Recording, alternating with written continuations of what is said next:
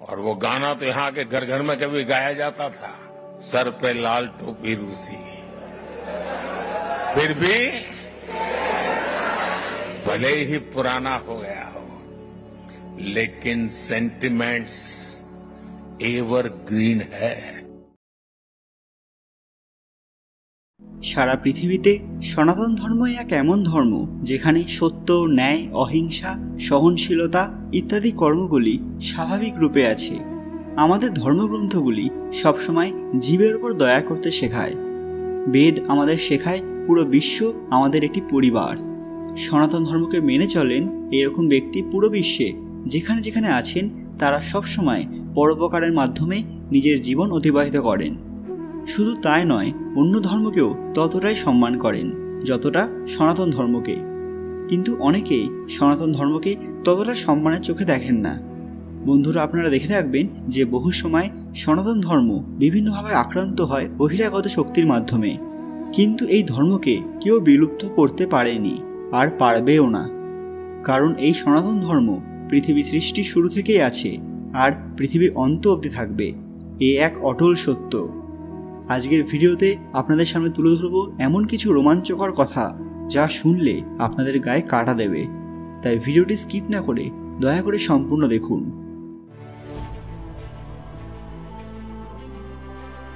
সকলকে পুরাণ কথা নতুন একটি ভিডিওতে স্বাগত। আজকে আপনারা জানবেন সনাতন ইতিহাসের রোমাঞ্চকর এক ঘটনা যা সব হিন্দুর জানা দরকার। ভিডিওতে এগোনোর আগে আপনি যদি আমার চ্যানেল নতুন হয়ে থাকেন তাহলে চ্যানেলটিকে সাবস্ক্রাইব করে পাশের বেল আইকনে ক্লিক করতে ভুলবেন না।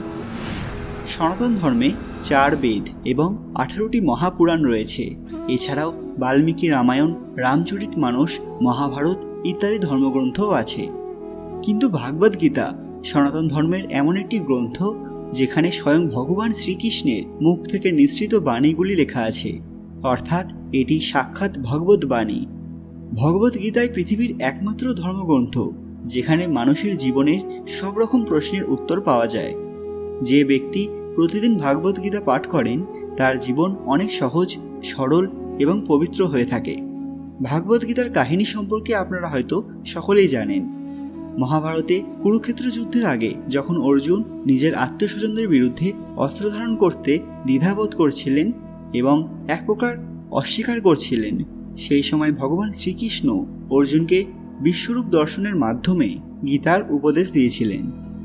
ভগবদ্গীতায় উল্লেখিত ভগবান শ্রীকৃষ্ণের উপদেশ কেবলমাত্র সনাতনীদের জন্যই নয়, সব প্রাণীর জন্য।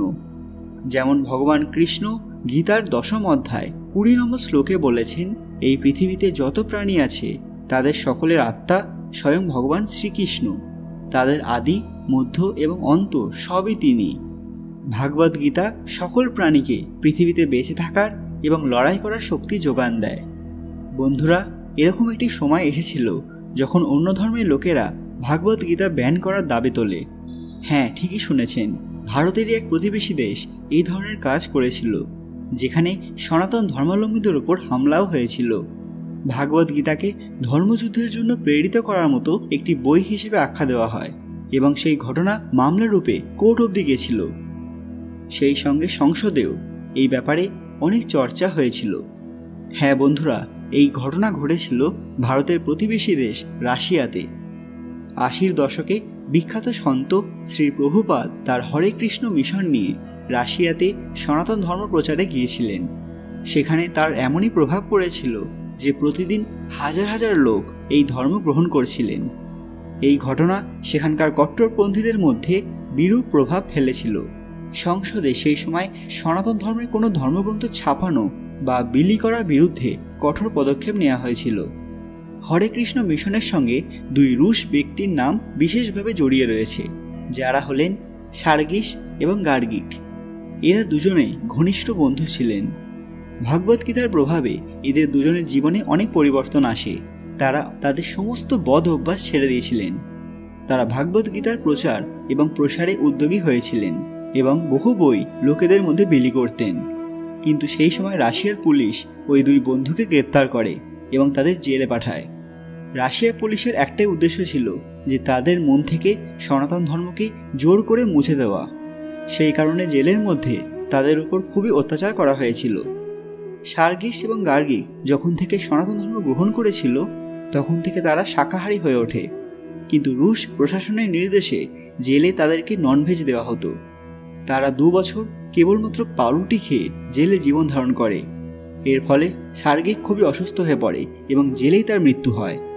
এই সময় রাশিয়া পুলিশকে আদেশ দেওয়া হয়েছিল সকল সনাতন ধর্মাবলম্বীকে ধরে নিয়ে জেলে পাঠিয়ে দেওয়ার। রাশিয়া পুলিশ বলপূর্বক সনাতন ধর্মকে প্রচার এবং প্রসারে বাধা দেওয়ার চেষ্টা করেছিল। 1988 সালে মস্কোয় কাউন্সিল অফ রিলিজিয়াস অ্যাফেয়ারের দ্বারা ভাগবত গীতা আইনগতভাবে মান্যতা পায়, আর সেই সঙ্গে সনাতন ধর্মের প্রচার আবার শুরু হয়ে যায়।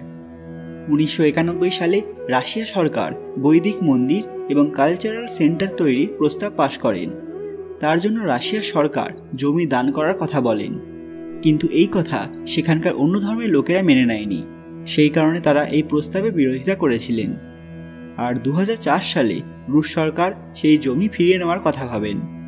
যে সকল রাশিয়াবাসী সনাতন ধর্ম গ্রহণ করেছিলেন তারা ভারত সরকারের কাছে এই ব্যাপারে তাদের সাহায্য করার আবেদন করেছিলেন। এই সময় রাশিয়ায় সনাতন ধর্মের লোকেরা বিভিন্ন অত্যাচারের শিকার হতে শুরু করেন, বিভিন্ন মন্দিরে হামলা হতে শুরু করে। সোশ্যাল মিডিয়াতে এইসব ঘটনার বিভিন্ন আলোচনা শুরু হয়, যার পরিণামস্বরূপ ভারত এবং আন্তঃরাষ্ট্রীয় চাপে আগত রাশিয়া জমি ফেরত নেওয়ার ফয়সালা স্থগিত করে দেন। কিন্তু 2011 সালে পুনরায় রাশিয়া সরকার ভাগবত গীতা বন্ধ করে দেয়। এই ঘটনা নিয়ে ভারতের সংসদে তুমুল বিতর্ক শুরু হয়।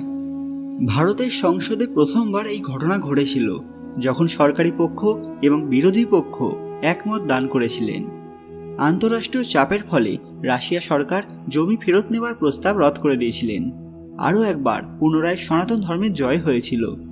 বন্ধুরা, রাশিয়ায় কেবলমাত্র 15,000 ভারতবাসী রয়েছেন, কিন্তু সেখানে সেই সময় সনাতন ধর্মাবলম্বী লোকের সংখ্যা 1 লাখেরও বেশি ছিল।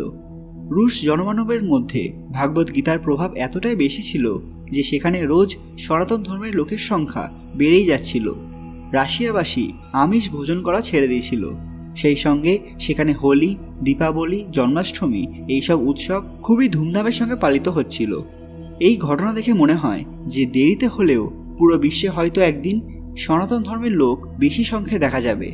আপনাদের কি মনে হয়? সবাই কমেন্টে একবার অবশ্যই জয় শ্রীকৃষ্ণ লিখবেন। আর আজকের ভিডিওটি ভালো লাগলে ভিডিওটিকে লাইক করবেন এবং সবার মধ্যে ছড়িয়ে দিন। আপনারা শেয়ার না করলে এই কথাগুলো সবাই জানতে পারবে কি করে। আর এই ধরনের দরকারি তথ্য পেতে আমাদের চ্যানেল পুরাণ কথা অফিসিয়াল মনে করে সাবস্ক্রাইব করে রাখুন। খুব তাড়াতাড়ি ফিরে আসবো নতুন একটি দরকারি খবর নিয়ে। ততক্ষণ আপনারা এই ভিডিওগুলি দেখতে পারেন। ধন্যবাদ।